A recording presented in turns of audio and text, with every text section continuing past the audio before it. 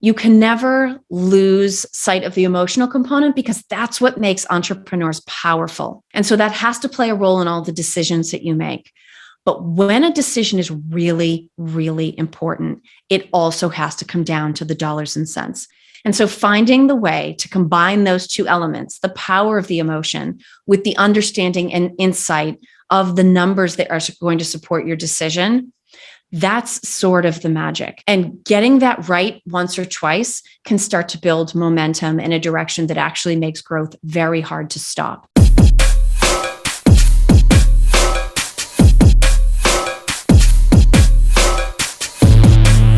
Hello, profit first entrepreneurs and thought leaders. I am so excited today. We're going to talk everything procurement. We're going to talk everything like supplier management, especially supplier shortages. So very excited about this episode. Today, we have a special guest. Her name is Kelly Barner. Now, Kelly is the owner and managing director of a company called Buyer Meeting Point LLC. And Kelly has a long history in procurement. She's been in procurement since 2003. Starting as a practitioner and eventually moved to associate director of consulting with a company called Torturous. I'll let her pronounce it right for me, but it's really cool. It means it's Latin for buyer beware, which is really, really cool. And I'll let her talk about that story. She's covered procurement in news, events, publications, solutions, trends, and also economics. And she's been with Buyers Meeting Point since 2009. So please join me in welcoming Kelly to our platform. Hey, Kelly, how are you today? Hi, Susanne. I'm great. Thank you so much for having me. We're excited to have you because this has been a very big conversation, especially with builders, manufacturers, even our logistic companies. They're telling us, no bid, because fuel prices cost more than what they're going to make in revenue in some of these cases. So they'd rather have no revenue than negative revenue. So very excited about this conversation. So Kelly, tell me about your background. Tell me about your relationship to procurement. Sure, absolutely. So as you had mentioned, I'm just shy of 20 years in procurement. And one thing that's very common among people who've been in the field for that long is that they absolutely never intended to end up there. So like all of my peers, I ended up in procurement by mistake. I was actually working as part of a global knowledge management program for a company called Royal Ahold. It's a Dutch-based grocery retailer.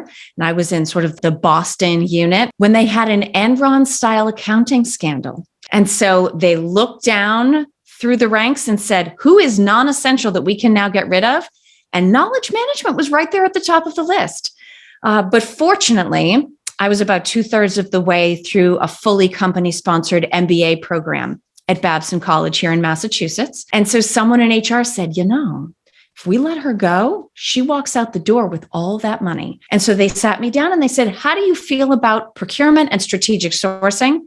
I had no idea what they were, but I had college loans. I was young. I was early in my career. And so I said, I love them. Procurement and sourcing are my favorite. Please put me in that job. I spent the whole first couple of days Googling to figure out what they were so that no one would think I was an idiot if they walked past my cube. But it was a match made in heaven. I absolutely fell in love with the field and I have never looked anywhere since. I love it. It's strange how things turn out, right? So if anybody's still working at JOB, get them to pay for your education. Absolutely. It might be job security in the long run. I love it. So tell us about, procurement. I'm going to jump straight to, Sure. A lot of times I'm hearing is I can't order the stuff I need, right? Or the price is changing from what it was yesterday to today, and tomorrow is going to be, even more, right? How do we start to manage that vendor supply management? How do we solidify, first of all, getting our materials and stabilizing our prices? Of course. It really depends on how you happen to be approaching your buys. Now, in a lot of cases, what companies will do is they will project their demand over 2 or 3 years and put a contract in place. Doesn't necessarily mean that they're committed to volume or that those prices will be 100% locked in. Plenty of times there's index-based pricing that protect the buyer or protect the supplier, but it provides a basic framework. So that's one way that companies do it. But there are also quite a few products and materials that companies are buying in the spot market. And that's where you really get the variability. You need to understand what's happening in commodity markets. And in some cases, you actually need to understand how your suppliers are functioning in those markets. because as efficient and operationally effective as they are, that in a lot of ways determines how efficient and operationally effective you can be. So whether it's products or services that you're buying, determining which supply relationships are strategic, which can be more tactical and purely cost driven. It's sort of that first level segmentation that will allow you to get your arms around what can often feel like a really big and challenging issue.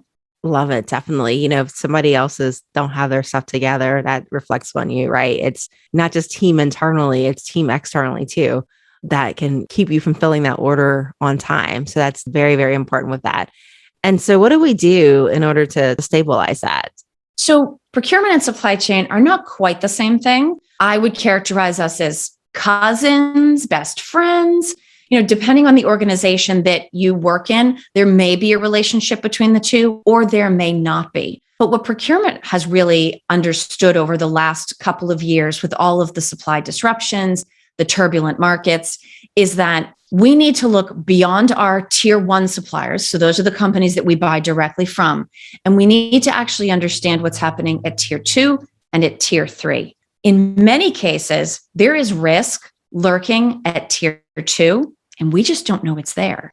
Just because you can't see it doesn't mean it's real. What it actually means is that although you've chosen a supplier to buy a material from or to contract a service from, you've implicitly also hired them to manage your risk for you. So if there is something risky happening in the supply chain and they are in charge of it, not only do you not know it's there, you can't monitor it, you don't have direct access to do anything about it. And so those first tier relationships, especially for strategic materials and services, are becoming absolutely essential for companies to manage. You have to take, let's say, I'll keep it simple. You have 100 suppliers. Chances are the Pareto principle will play out, and 20% of those suppliers, that top 20 of suppliers, is going to be where 80% of your spend goes. And so figuring out, okay, I'm probably not going to have a very close strategic relationship with Microsoft. Don't need to worry about that. But chances are there are some suppliers in that list of 20 where you need to be beyond first name basis. You need to be beyond cell phones. You need to be collaborating with them, touching base. What are you seeing? What are you hearing? What are you worried about? Help me understand what your risk assessment and mitigation programs are like. How can I potentially help you?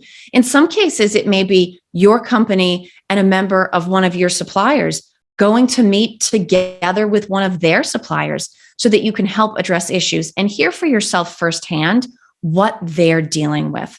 So although procurement is often thought of as being sort of a counting the pennies or sharpening the pencils kind of a practice, increasingly, it has not only become very strategic, it's become incredibly human conversation oriented, which truthfully makes it challenging, but it also makes it a much more rewarding, impactful place in a company to work. I love that. So it's really about creating relationships then. It's about Oh, absolutely it is. making sure they're going to be able to fulfill their obligations too. And being able to project if there's going to be a hiccup later on down the line with that. Exactly. Because we're done with the hiccups, right? We've survived the great toilet paper shortage. We survived the pending turkey shortage of Thanksgiving. And so now we're all sort of watching all these different supply chains, trying to figure out maybe where the next bubble or ripple will come through. And it's really through conversations that we figure that out. I love it. I love it. It's all about predictions and being able to mitigate that risk. Now, let's say we're in it. Let's say there's a shortage. Let's say there's a shortage of lumber. I live in Houston and we often frequent Galveston, and it's pretty cool to look on the ocean and see all the boats they can't unload. What do you do in situations like that where everybody's having problems getting their goods, their materials? Yeah. So it is definitely difficult. There have been a number of material shortages that companies have faced. If there is literally a shortage, unfortunately, usually the option comes down to paying more for something in order to secure what you need. But there are all kinds of creative options. There are different types of suppliers that you can purchase things from. You can investigate substitution of materials. In some cases, there are actually sort of collaboratives that have come up where we'll say, okay, I need this today. You're going to need that tomorrow. even though there's a little bit of tension because we're something of competitors, if you have inventory on hand that you don't need, I can take that off your hands, pay a fair price for it, and then I may be able to return the favor.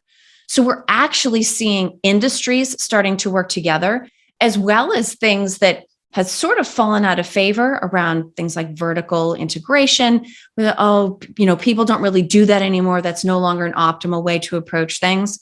Now, sometimes buying a company might actually be the way to secure that you can access a specific material or a type of service that your company can't function without.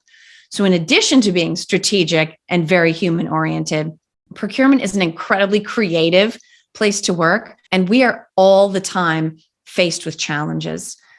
One of the most memorable stories that I took away from an interview I actually conducted right after the pandemic, it was with the former chief procurement officer of New York City. And he talked about those early, really bad days of not being able to get PPE. Remember, we talked nothing else for 12 months but PPE, right? We can't get gloves and gowns and masks and things.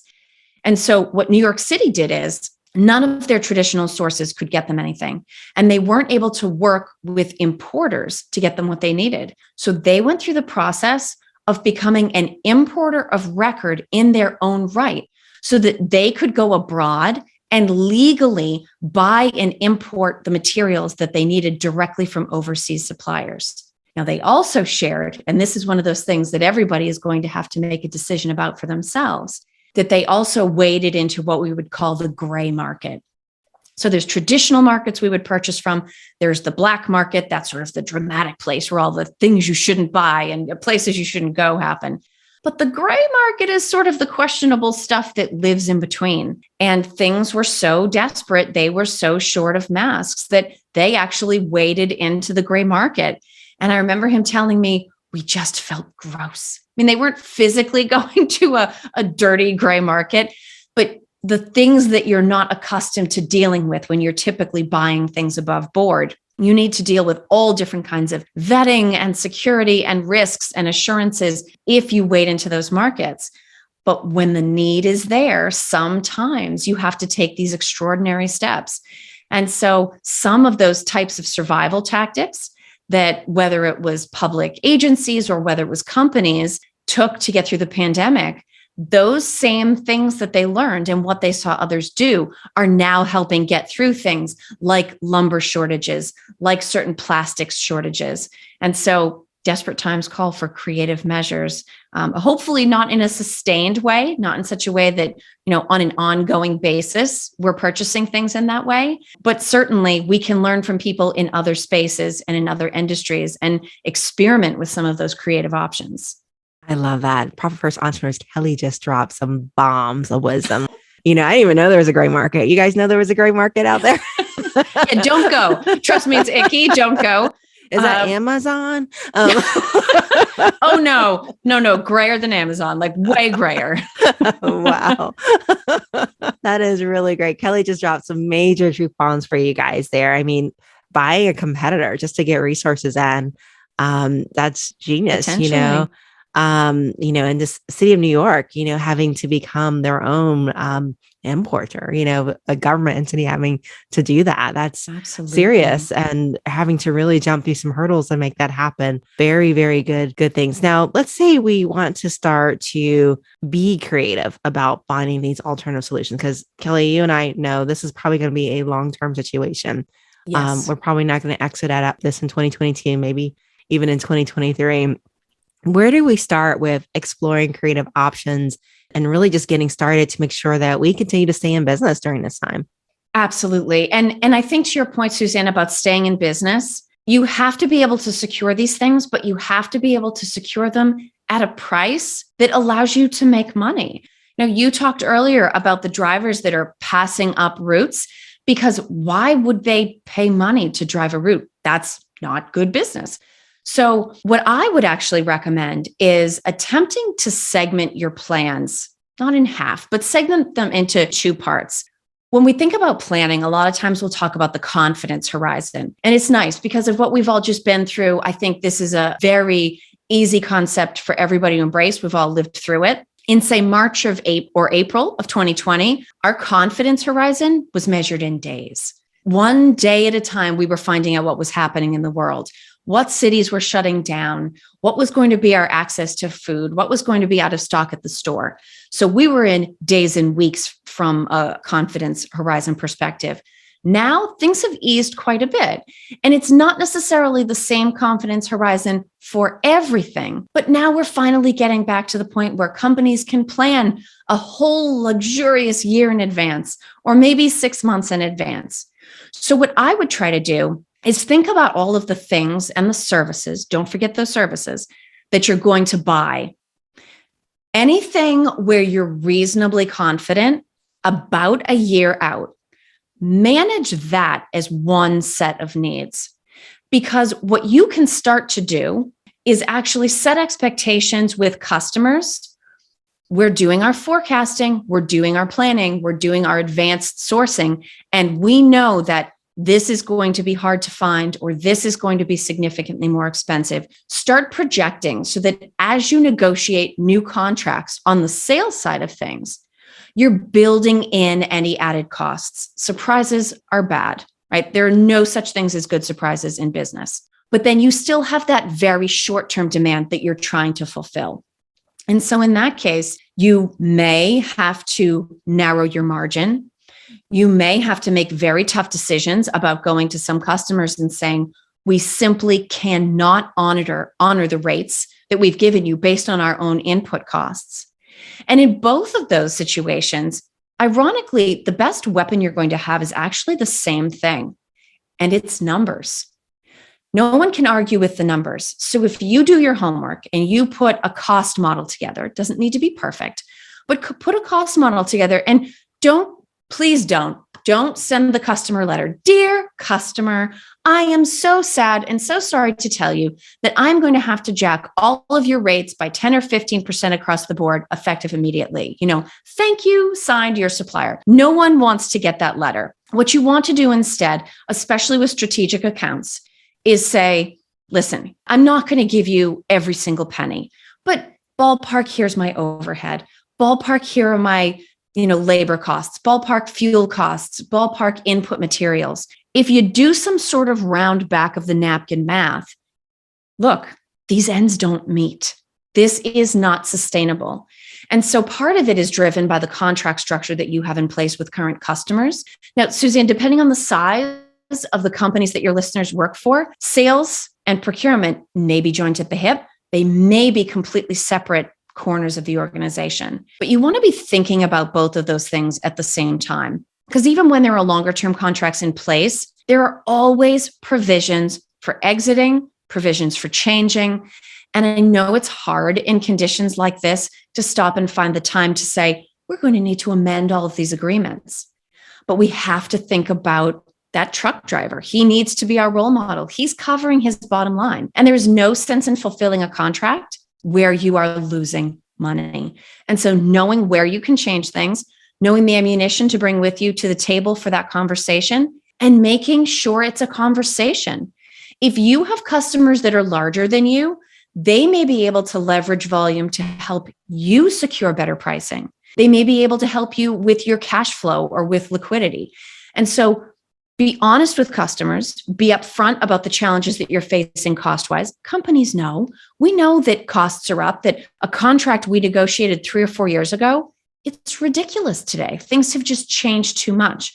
But you have to be proactive about addressing those situations, or the revenues don't cover the costs. But I would segment the short term away from the long term so that you're able to demonstrate how well you're managing your business and saying, listen, everybody short term, we're in a really tight spot right now. Let's work together to manage it.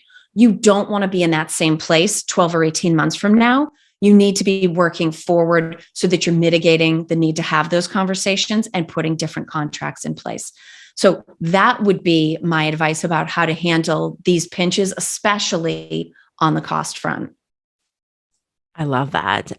So first of all, look at the stability of the need. So if it's something that you're going to need short term, break that from what you're going to need long term, Exactly. and create a plan for long term as well as the short term need, and be open to negotiating those contracts. And Kelly brings up a good point: is one of the things as small businesses we have to make sure that we create contracts that allow you to exit right when there's Yes. hyperinflation, that don't lock you into 3 or 4 years, so that you Yes. have that flexibility to be able to renegotiate that, because your margins are impacted by rising costs, right?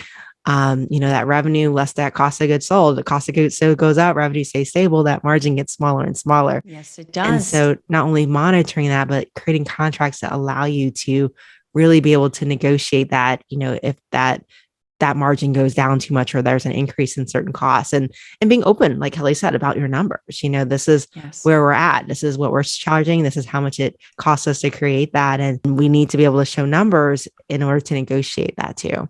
And maybe Yes, creating we those do. numbers in contracts, with our customers. If it costs us X amount of dollars and price goes up 5%, we're going to have to renegotiate that contract. And depending on how cost driven the model is, you can potentially even put a cost plus contract in place where you say, listen, here's the cost of my materials. This is actually very common in services because you don't want people sort of penny pinching around an hourly wage. And so a lot of times services contracts can teach us how to handle materials. We say, listen, let's make this contract cost plus. I will pass along the costs. Plus, I need to make a profit. I need to cover my overhead. And truthfully, one of the things that you will likely learn, okay, I'm going to back that up. 2 things you're going to learn. One is that I will be the first person to tell you that contracts are boring and hard to read, but you need to read them before you sign them. And you also need to allow them to be living advocates for your business. Go through the terms, make sure you understand the details really do matter. Don't ever allow your enthusiasm to get a deal signed today to hurt you tomorrow or down the road. So that is one really big piece of advice from the procurement world. The other thing that I will say to you is that there is no reason to keep a bad customer. Good customers want you to make money. They don't want you to make sloppy money. They don't want you to make crazy money. They don't want you pulling up out front in a Bentley and throwing cash out the window. But they want you to stay in business. They should be good partners to you. And so if you go to them and explain, they may not volunteer to pay more money, but they may be able to help you address the problem. And if you have a customer that says, yes, I understand your costs have gone up by 20%, but you said in my contract, you would hold this rate for me. Sorry, you're going to have to eat this loss. That is a bad customer. They are not worth having. And get rid of them as soon as you legally can. Invest in your business with your good customers because they are the ones that want to see you grow. They want to see you thrive. And I'm saying this from in procurement. We understand that especially when we deliberately choose to partner with businesses smaller than the one we represent, we are making an investment in our future by making an investment in their future. And if you do well, we consider you a source of innovation. We consider you a source of agility and opportunity. And so you will know very quickly in having these conversations, whether you're talking to a good customer or a bad customer. Learn to recognize the difference and deal with them differently. Do not keep bad customers. Oh yeah, definitely. And usually you can tell like in that first 5 minutes, they give you the demand list that looks like the Constitution. That this is not going to work. No, exactly. And there's no reason to stay invested in that. Definitely. I think we can learn something from that great resignation. Where all the Agreed. employees are switching ships, not jumping ships, but switching ships. Is that, they're jumping ships because they're standing up for what they're worth, right? That's Or right. how they're going to be treated, what they're going to be compensated. And as business owners, we need to have the same attitude. We have to make sure that we are running respectable businesses. And that means having profits, right? Having a profitable business that can sustain hard times and being able to responsibly pay for the goods and materials that we need to procure in order to provide that service or those goods. Exactly. You owe it to yourself and your employees and your community to thrive and stay in business and grow. And that should always be sort of that point on the horizon that you don't lose perspective on. Definitely. And you bring up a good point too about service-based business versus more traditional retail or manufacturing type of businesses. Yeah, Service businesses, we intentionally focus on a cost plus model, right? that's 4X right. model. In a lot of cases where an employee has to cover their costs 4 times. And the same way with manufacturing and retail. So many times I meet a business owner that's in retail or manufacturing, like, I just want to get a 2X. Yeah, And I'm like, do you know how many widgets you need to sell to get like that's right. enough to like pay your rent for the month? And so, just looking at those numbers and saying, I demand a higher margin so that, this business is worth it. Exactly. Because anybody that's very closely involved with the running of a relatively small business, you're putting heart and soul into growing your operation. And that should be rewarding. And not all rewards come in the form of money, but it should be rewarding enough financially to make you stable and allow you to continue building out your business. Definitely. Kelly, this was so many juicy morsels, so much goodness in this podcast, so much information. And definitely, we loved having you on. One of the questions that I like to ask our guests as we wrap up is, if you could leave our viewers and our listeners with a piece of advice, it can be personal, it can be business, what would that piece of advice be? I think I would say when you're facing difficult times, and we've all done this over the last few years, as you kind of teased, Susanne, I think there's more coming, right? There's always the emotional component, but then there's the hard dollars and cents. And so you can never lose sight of the emotional component because that's what makes entrepreneurs powerful. And so that has to play a role in all the decisions that you make. But when a decision is really, really important, it also has to come down to the dollars and cents. And so finding the way to combine those two elements, the power of the emotion with the understanding and insight of the numbers that are going to support your decision, that's sort of the magic. And getting that right once or twice can start to build momentum in a direction that actually makes growth very hard to stop.